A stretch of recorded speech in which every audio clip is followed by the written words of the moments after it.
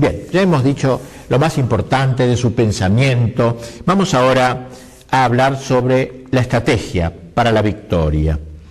Ya hemos observado varias diferencias entre Gramsci y Marx en el campo de la doctrina, y eso se advierte también en la estrategia que hay que seguir. Para Marx era posible conocer con exactitud el proceso dialéctico de la historia. Gramsci piensa que no se puede prever exactamente el porvenir de la historia. El año tal va a pasar esto, el año tal aquello, no. Sino que nosotros debemos hacer la historia, acelerar el proceso histórico, hacer una ofensiva cultural. Ahora, ¿cuál es la estrategia gramsciana para la revolución? Reflexionando Gramsci, todavía joven, sobre lo que había ocurrido en Rusia, a saber, la toma violenta del poder político, su primer designio se inspiró en algo semejante: organizar grupos de fábrica que fuesen como los gérmenes de la futura dictadura del proletariado. Pero cuando fracasó estas experiencias, sobre todo por el fascismo que estaba en el poder y que no permitía pensar en una cosa semejante, entendió que la revolución en Italia no podía ser igual que en Rusia.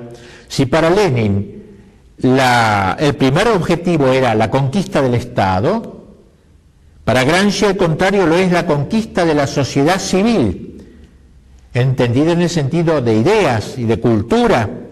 Lenin sostenía que la revolución debía comenzar por la toma del Estado para finalizar con la transformación de la sociedad.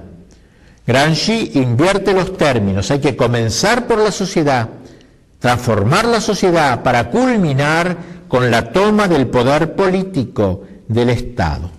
Por eso lo que hay que hacer, dice Gramsci, es una agresión molecular a la sociedad civil. Esta es la perspectiva inmediata de una eficaz revolución proletaria. La revolución es de por sí universal, total, pero su preparación ha de ser minuciosa, sectorializada, y por eso dice habrá que estudiar en cada país cuáles son los elementos de la sociedad civil que corresponden a los sistemas de defensa en la guerra de posiciones, porque dice, esta guerra que debemos llevar adelante no es una guerra como las comunes, de trincheras, de campo abierto, al descampado, es una guerra de posiciones, una guerra de trincheras. Entre el Estado y las masas hay un montón de trincheras.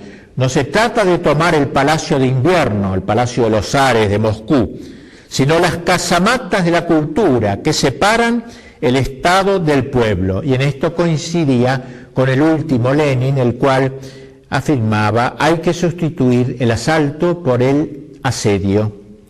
Y así Gramsci no apuntó a los medios de producción como Marx, ni a los medios de poder político como Lenin, sino a los medios de comunicación y educación, considerándolos como el objetivo básico de la conquista del poder. Y por ello era vital el control de los centros de difusión de ideas, universidades, colegios, prensa, radio, etc. Lo que hay que destacar es lo esencial: la conquista de la hegemonía es más importante que la toma de poder político. Un poder político que no tenga una sociedad civil que le responda ideológicamente está girando en el vacío.